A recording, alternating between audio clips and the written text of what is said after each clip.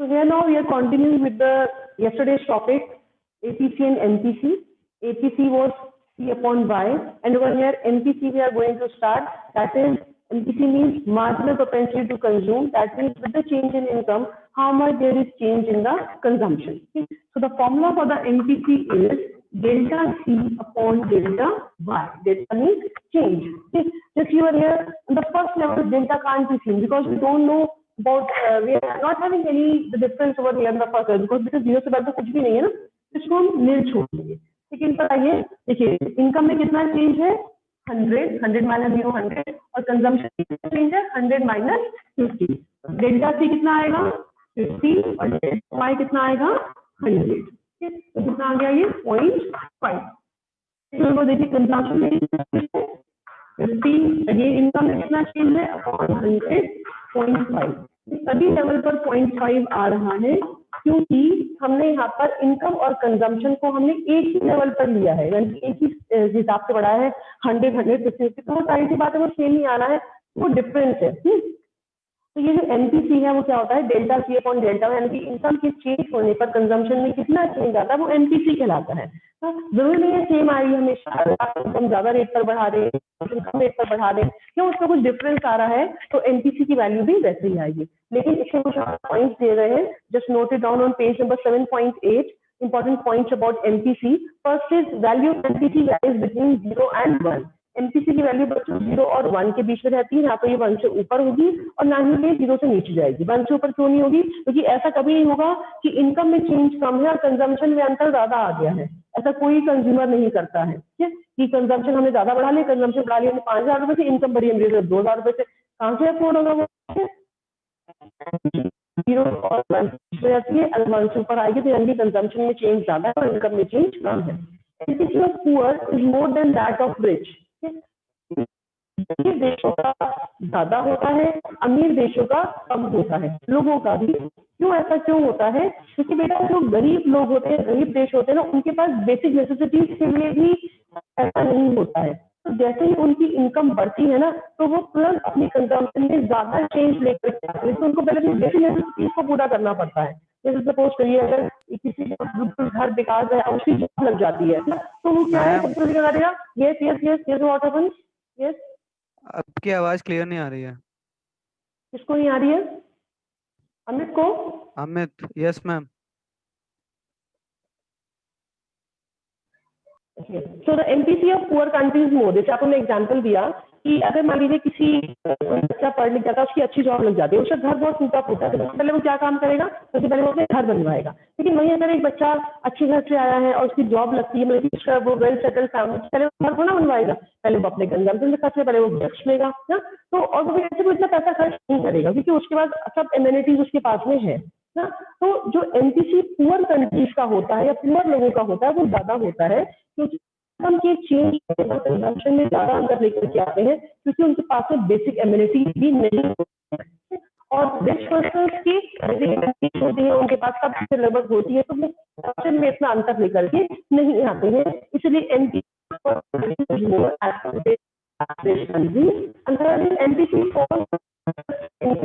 Income बढ़ेगा उतना MPC भी गिरेगा क्योंकि हम कंजम्पशन में अंतर कम लेकर के आते हैं और इनकम में अंतर ज्यादा लेकर के आते हैं, अगर उसमें आता है तो. और अब जो ये एमपीसी है वो वैल्यू आपकी 0 से 1 के बीच में रहेगी. So these were the points regarding the I have explained you aggregate demand and this I have explained you about C plus I. C के ये दो aspects है APC और MPC और साथ में I का मतलब है investment, that is only autonomous investment जिसमें कि कोई भी प्रॉफिट नहीं है. अब हमारा ये एग्रीगेट डिमांड का पार्ट कंप्लीट हुआ and now we are starting our next question aggregate supply. Here now the next one topic is aggregate supply, which we need for the equilibrium. We need the two points for the equilibrium level of an economy. First is the aggregate demand that I have explained you. The next one is now the aggregate supply. Now aggregate supply means the total goods and services that are being used in an economy during an accounting year is known as aggregate supply. एक साल के अंतर्गत एक देश में कितने goods और कितने सर्विसेज प्रोड्यूस किए जाते हैं उसको बोलते हैं एग्रीगेट सप्लाई. एग्रीगेट डिमांड मतलब कितने गुड्स सर्विसेज डिमांड किए जाते हैं, कंज्यूम किए जाते हैं। एग्रीगेट सप्लाई मतलब कितने गुड्स और कितने सर्विसेज यूज किए जाते हैं। जैसे डिमांड इम्पोर्टेंट है इकोनॉमी, उस तरीके से सप्लाई भी इम्पोर्टेंट है इकोनॉमी के लिए। इसीलिए करना है वो एग्रीगेट सप्लाई। सप्लाई है, इसके भी दो पार्ट है। Aggregate supply is equal to C plus S ना, इसके दो कंपोनेंट्स है यहाँ पर। यहाँ पर हमने क्लोज इकोनॉमी मानी है और ये माना ही कोई गवर्नमेंट इंटरवेंशन नहीं है कि और एग्रीगेट सप्लाई में जो चीजें जो प्रोड्यूस करी उसने किया है। एग्रीगेट सप्लाई मतलब C प्लस S, यानी कि जो कुछ भी प्रोड्यूस हुआ या तो वो कंज्यूम हुआ या वो सेव हुआ ना, कुछ भी रिसोर्सेज वेस्ट नहीं हुए, कहीं पर हमने टैक्स पे नहीं किए ना, कंज्यूम जितना भी प्रोड्यूस हुआ सामान या तो वो कंज्यूम हुआ है या फिर वो हुआ है। ठीक है, इकोनॉमी में सेविंग भी होती है। अगर सेविंग नहीं होगी तो इन्वेस्टमेंट कैसे होगी? अगर आप अपना पैसा बचाएंगे नहीं अपने क्या तो aggregate supply ma'am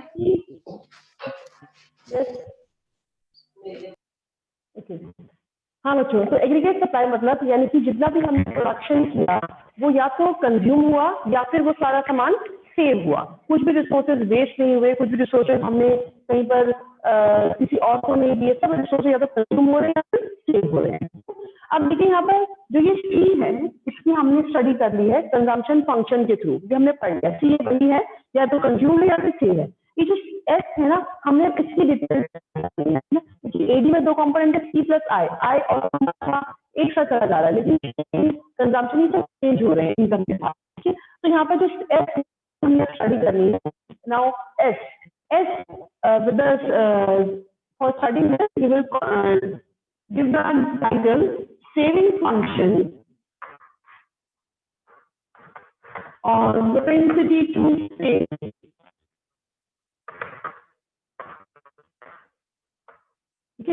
saving function और प्रोपेंसिटी टू सेव, यानी कि जो हमारी सेविंग इनकम पर, हमारी कितनी इनकम है हम उस हमारी इनकम कम है जीरो या नेगेटिव में चली जाएंगी, या हमारी जब इनकम बढ़ती है तो साथ में सेविंग भी बढ़ती है। तो यहाँ पर इस सेविंग का जो रिलेशनशिप हम पढ़ेंगे वो किससे? इनकम से। और सेविंग फंक्शन का मतलब क्या है?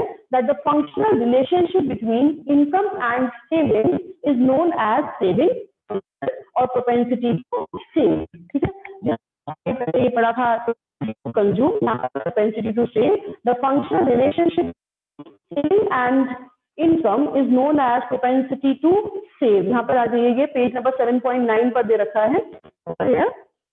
तो अब जो हम आगे सेव का शेड्यूल लेंगे ना, इनकम और सेविंग का, वो कंजम्पशन से डेरिवेट कर देंगे, तो हमारे लिए इजी रहेगा। और हम एक उसी थीम पर चलते हैं कि हमने यह शेड्यूल लिया था। उसमें सेविंग क्या होती है? सेविंग इनकम का वो पोर्शन होता है जो हम कंज्यूम नहीं होता। अब वो किसी इनकम 50,000 है ना, अब वो उस इनकम में से कुछ ना कुछ तो कंज्यूम करेगा ना, 50,000। अब मान लीजिए उसने 40,000 से सेविंग क्या होगी? 10,000 रुपए। यानी कि सेविंग इनकम का वो पोर्शन जो कंज्यूम नहीं करता है।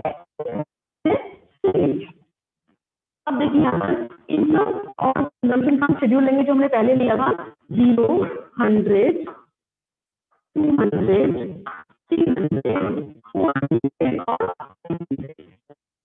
50, 100, 150, 200, 250, 300.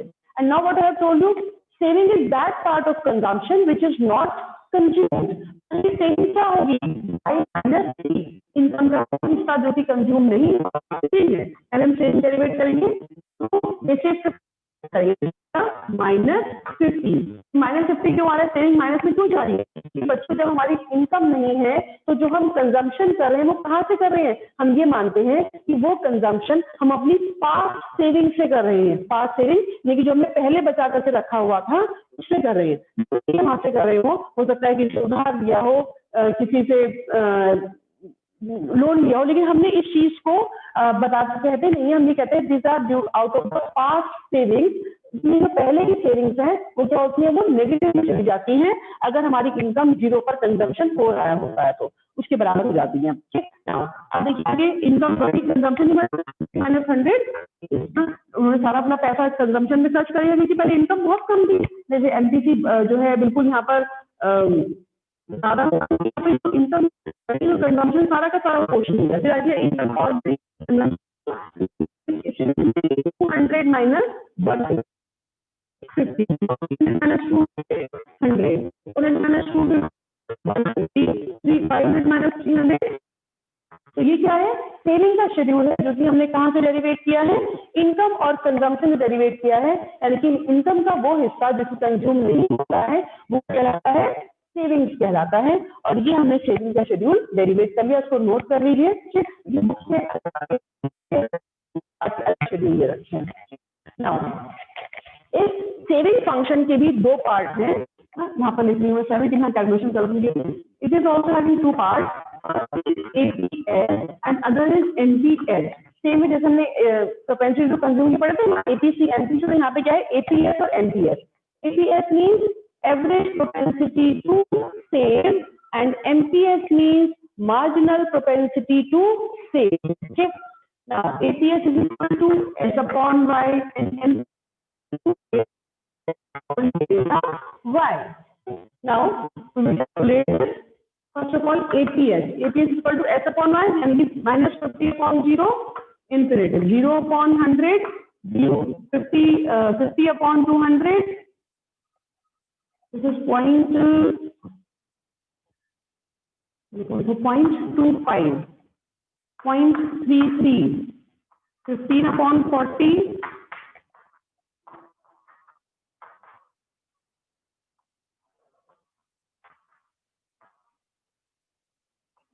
0.37,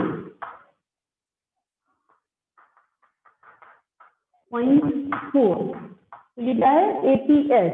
तो आपने क्या ऑब्जर्व किया, पहले क्या थी APS, ये इन्फिनेटिव ना 0 में चली गई जो भी है, फिर क्या आई 0, 0.25, 0.33, इसको यहाँ पे कर दीजिए माइनस में 0.25, 0.33, 0.37, 0.3.4। क्या देखा आपने कि APS इनकम के बढ़ने के साथ साथ में क्या हो रहा है, बढ़ रहा है, क्योंकि कंज्यूमर की टेंडेंसी सेव करने की ज्यादा होती है। जब उसको अपना जब वो उसकी इनकम बढ़ती है तो APS क्या होता है, इनकम के बढ़ने के साथ साथ में बढ़ रहा है, तो कंज्यूमर से सेव ज्यादा करता है। और APC क्या होता है, इनकम के बढ़ने के साथ साथ में APC इनकम के बढ़ने के साथ साथ में गिरता है। ठीक है, तो इस तरीके से ये है हमारा APS। कैलकुलेट करेंगे हम NPS delta S upon delta Y। वही बात है, पहले पर लेवल पर तो आएगा नहीं, सेकेंड लेवल पर 0 माइनस 50 कितना आएगा, ये 50, और 100 माइनस 0 100 कितना आएगा, ये 0.5। फिर 50 अपॉन 100, फिर अगेन 50 अपॉन 100 चेंज है ये 0.5। तो ये क्या है हमारा NPS, यानी कि इनकम के सेविंग में कितना चेंज आ रहा है, वो भी यहाँ पर कांस्टेंट आ रहा है, क्योंकि हमने इनकम भी उसी रेट पर बढ़ाई है, सेम रेट पर है और सेविंग भी सेम रेट पर ही आएंगी हमारी, इसीलिए यहाँ पर जो है NPS भी क्या है 0.5। लेकिन जो APS है वो इनकम बढ़ने के साथ साथ में क्या हो रहा है, वो APS बढ़ रहा है। अब इसके जरा कुछ इंपॉर्टेंट पॉइंट्स मार्क करिए इसमें, ये APS है, ये सब इंपॉर्टेंट है, आप यहाँ से आपके बॉक्स के क्वेश्चन भी आ सकते हैं। APS कैन नेवर बी 1 और मोर देन 1। APS भी ना तो 1 हो सकता है ना ही 1 से ज्यादा हो सकता है, क्योंकि ऐसा नहीं है कि आपकी इनकम कम हो और सेविंग ज्यादा हो ना, क्योंकि APS का मतलब क्या है, S upon Y. S upon Y का मतलब है कि जब ये इनकम ज्यादा होगी और कंजम्पशन कम होगा, तो इनकम कम है सेविंग ज्यादा है, तभी तो APS मोर देन 1 आएगा। APS ना तो कभी 1 होता है और ना ही 1 से ज्यादा होता है, 1 से नीचे रहता है। ऐसा भी नहीं है कि आपने जितना कमाया उतना आपने सेव कर लिया। APS can be 0, APS negative, APS 0 हो सकता है, APS नेगेटिव भी हो सकता है।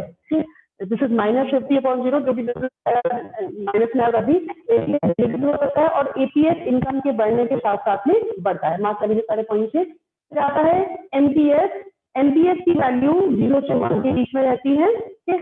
और if entire additional income is consumed, then NPS can be 1। अगर हम सारी की सारी इनकम को अपना सेव कर लेते हैं, इंक्रीज इन इनकम को, तो एनपीएस आ जाता है 1।